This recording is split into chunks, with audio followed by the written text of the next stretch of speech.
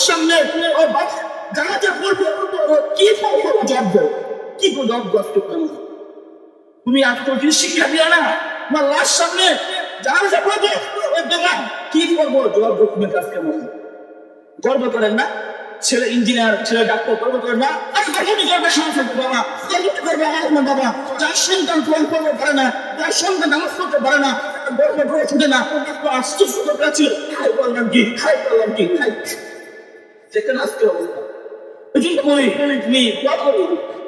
I am so grateful to my father যে আমার বাবা আমাকে কোরআন শিক্ষা দিয়েছেন আমি আমার বাবার কাছে আমি যদি প্রশ্ন করি আল্লাহ হয়তো আমার হাত থেকে আমাকে হাত থেকে বাড়িয়ে দেন নয়তো আমার পর্যন্ত আমার পায়ের দেন কি বলেন শেষ আমি সবসময় বলি যে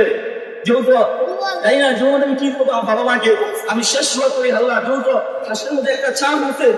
হ্যাঁ বিশ্বাসনে কোরআনের প্রতি ইলে মুসায়া যাওতে মিলে মুআল্লামা বানায়া বিশ্বাসে আওলাদে হুয়া হাফিজ কোরআন মাসশাবনা মিলে যাওতে